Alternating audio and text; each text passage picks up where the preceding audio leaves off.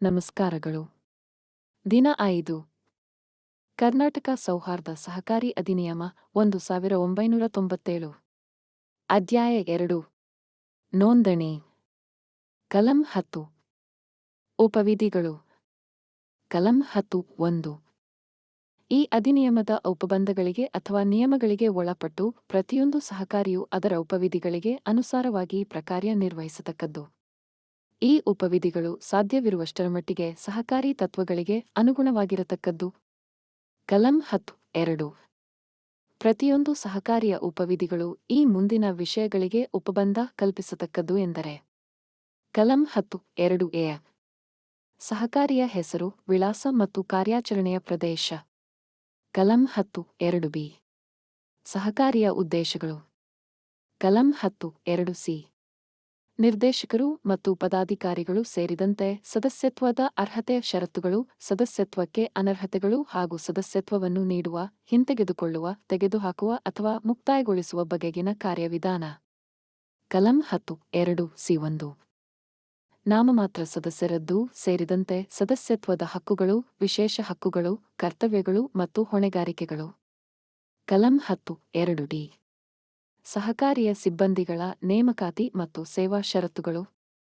ಕಲಂ 10(2)(e) ಮಂಡಳಿಯ ಸಭೆಗಳನ್ನು ನಡೆಸುವ ಕಾರ್ಯವಿಧಾನ, ಮತ ನೀಡುವ ಮತ್ತು ಚುನಾವಣೆಗಳಿಗೆ ಸ್ಪರ್ಧಿಸುವ ಹಕ್ಕು ಸೇರಿದಂತೆ ಸದಸ್ಯರ ಹಕ್ಕುಗಳು.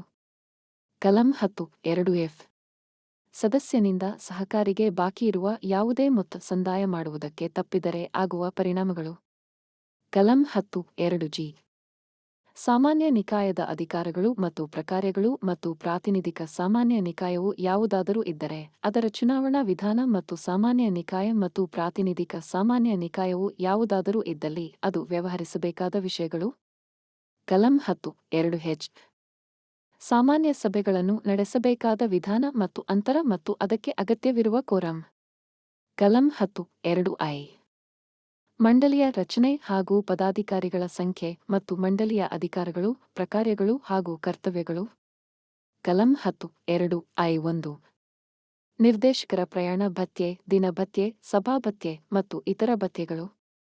ಕಲಂ 10(2)(j) ಷೇರು ಬಂಡವಾಳ, ಠೇವಣಿಗಳ, ಡಿಬೆಂಚರುಗಳ, ಸಾಲಗಳ ಮತ್ತು ಸರ್ಕಾರದ ವಂತಿಗೆಗಳಲ್ಲದೆ ಸದಸ್ಯರಿಂದ ಬರುವ ಇತರ ವಂತಿಗೆಗಳ ರೂಪದಲ್ಲಿ ನಿಧಿಗಳನ್ನು ಸಂಗ್ರಹಿಸುವ ವ್ಯಾಪ್ತಿ ಮತ್ತು ಷರತ್ತುಗಳು. ಕಲಂ 10(2)(k) ಅಧ್ಯಕ್ಷ ಅಥವಾ ಸಭಾಪತಿಯ ಅಧಿಕಾರಗಳು, ಪ್ರಕಾರ್ಯಗಳು ಮತ್ತು ಕರ್ತವ್ಯಗಳು. ಕಲಂ 10(2)(l) ಮುಖ್ಯ ಕಾರ್ಯನಿರ್ವಾಹಕನ ಅಧಿಕಾರಗಳು, ಪ್ರಕಾರ್ಯಗಳು ಮತ್ತು ಕರ್ತವ್ಯಗಳು. ಕಲಂ 10(2)(m) ಸಹಕಾರಿಯು ಸದಸ್ಯೇತರರೊಂದಿಗೆ ವ್ಯವಹರಿಸಬಹುದಾದ ನಿಬಂಧನೆಗಳು ಮತ್ತು ಷರತ್ತುಗಳು. ಕಲಂ 10(2)(n) ಒಕ್ಕೂಟ ಸಹಕಾರಿಗಳಿಗೆ ಮತ್ತು ಸಂಯುಕ್ತ ಸಹಕಾರಿಗೆ ಪ್ರತಿನಿಧಿಗಳನ್ನು ಚುನಾಯಿಸುವ ವಿಧಾನ. ಕಲಂ 10(2)(o) ಸಹಕಾರಿಯ ಅಧಿಕೃತ ಷೇರು ಬಂಡವಾಳದ ಸ್ವರೂಪ ಮತ್ತು ಮೊಬಲಗು. ಕಲಂ 10(2)(b) ಒಬ್ಬ ಸದಸ್ಯನು ಹೊಂದಬಹುದಾದ ಗರಿಷ್ಠ ಷೇರುಗಳು. ಕಲಂ 10(2)(q) ಸಂದಾಯಿತ ಷೇರು ಬಂಡವಾಳದ ಮೇಲೆ ಸದಸ್ಯರಿಗೆ ಸಂದಾಯ ಮಾಡಬಹುದಾದ ಗರಿಷ್ಠ ಲಾಭಾಂಶ. ಕಲಂ 10(2)(r) ನಿಧಿಗಳನ್ನು ಬಳಸಬಹುದಾದ ಉದ್ದೇಶಗಳು. ಕಲಂ 10(2)(s) ಸಂಯುಕ್ತ ಸಹಕಾರಿ ನಿಧಿಗೆ ವಂತಿಗೆ ಮತ್ತು ವಿವಿಧ ನಿಧಿಗಳ ರಚನೆ ಮತ್ತು ಅವುಗಳ ಉದ್ದೇಶಗಳು. ಕಲಂ 10(2)(d) ನಿವ್ವಳ ಲಾಭದಲ್ಲಿ ಮುಖ್ಯವಾಗಿ ಈ ಮುಂದಿನವುಗಳ ಬಗ್ಗೆ ಹಣದ ವಿನಿಯೋಗ. ಕಲಂ 10(2)(t) ಸಹಕಾರಿಯು ರಚಿಸಿದ ಮೀಸಲು ನಿಧಿಗೆ 25%. ಕಲಂ 10(2)(t)(a)(1) ಸಹಕಾರ ಶಿಕ್ಷಣ, ತರಬೇತಿ ಮತ್ತು ಸಂಶೋಧನೆಯನ್ನು ಕೈಗೊಳ್ಳುವ ಉದ್ದೇಶಕ್ಕಾಗಿ ರಾಜ್ಯ ಸರ್ಕಾರವು ಪ್ರಾಯೋಜಿಸಿರುವ ಮತ್ತು ಕರ್ನಾಟಕ ಸೊಸೈಟಿಗಳ ಅಧಿನಿಯಮ 1960 ರ ಅಡಿಯಲ್ಲಿ ನೋಂದಾಯಿಸಿದ ಸಹಕಾರ ಅಕಾಡೆಮಿ, ಮೈಸೂರು ಇದಕ್ಕೆ 0.5%. ಕಲಂ 10(2)(tb) ಕರ್ನಾಟಕ ರಾಜ್ಯ ಸೌಹಾರ್ದ ಸಂಯುಕ್ತ ಸಹಕಾರಿಯ ಸಹಕಾರ ಶಿಕ್ಷಣ ನಿಧಿಗೆ 2%. ಪರಂತು ಸಹಕಾರ ಶಿಕ್ಷಣ ನಿಧಿಗೆ ವಂತಿಗೆ ಕೊಡಲು ವಿಫಲವಾದ ಯಾವೊಂದು ಸಹಕಾರಿಯೂ ತನ್ನ ಸದಸ್ಯರುಗಳಿಗೆ ಲಾಭಾಂಶವನ್ನು ಸಂದಾಯ ಮಾಡತಕ್ಕದ್ದಲ್ಲ. ಕಲಂ 10(2)(tc) ಅನಿರೀಕ್ಷಿತ ನಷ್ಟ ಅಥವಾ ಸಾದಿಲ್ವಾರುಗಳನ್ನು ಭರಿಸಲು ಕಾರ್ಯಾಚರಣಾ ಮೀಸಲಿಗೆ 20%. ಕಲಂ 10(2)(td) ಸಾಮಾನ್ಯ ನಿಕಾಯವು ಅನುಮೋದಿಸಿರುವ ಉದ್ದೇಶಕ್ಕಾಗಿ ಸಾಮಾನ್ಯ ಕ್ಷೇಮ ನಿಧಿಗೆ ಶೇಕಡಾ 5. ಕಲಂ 10(2) ಟಿ. ಉಪವಿಧಿಗಳಲ್ಲಿ ನಿರ್ದಿಷ್ಟಪಡಿಸಬಹುದಾದ ಅಂಥ ವಿಶೇಷ ನಿಧಿಗಳ ರಚನೆ ಮತ್ತು ಅವುಗಳಿಗೆ ವಂತಿಗೆ. ಕಲಂ 10(2) ಟಿಎಫ್. ನೌಕರರಿಗೆ ಸಂದಾಯ ಮಾಡಬೇಕಾದ 2 ತಿಂಗಳ ವೇತನವನ್ನು ಮೀರದ ಬೋನಸ್ಸು. ಕಲಂ 10(2) ಟಿಜಿ. ಸದಸ್ಯರಿಗೆ ಲಾಭಾಂಶ. ಕಲಂ 10(2) ಯು.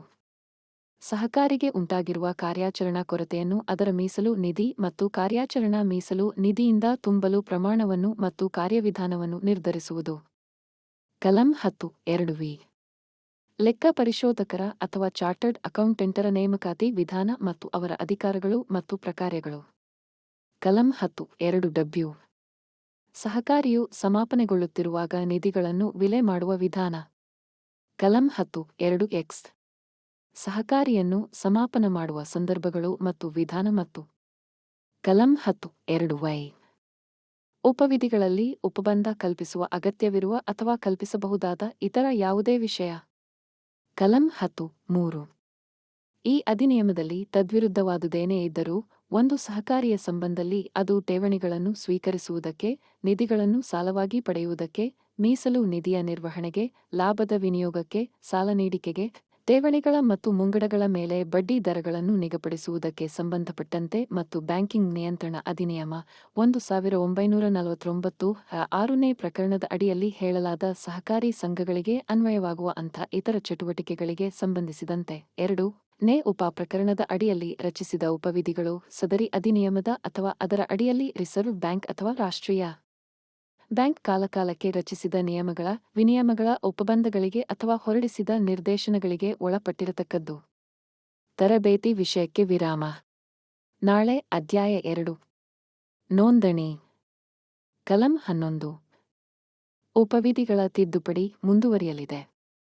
ವಿಕಾಸ ಸೌಹಾರ್ದ ಕೋಆಪರೇಟಿವ್ ಬ್ಯಾಂಕ್ ಲಿಮಿಟೆಡ್ ಹಾಗೂ ವಿಕಾಸ ಶಿಕ್ಷಣ ಸೌಹಾರ್ದ ಸಹಕಾರಿ ನಿಯಮಿತ ಹೊಸಪೇಟೆ ಇವರ ನೇತೃತ್ವದಲ್ಲಿ ತರಬೇತಿ ಸರಣಿಗಳು.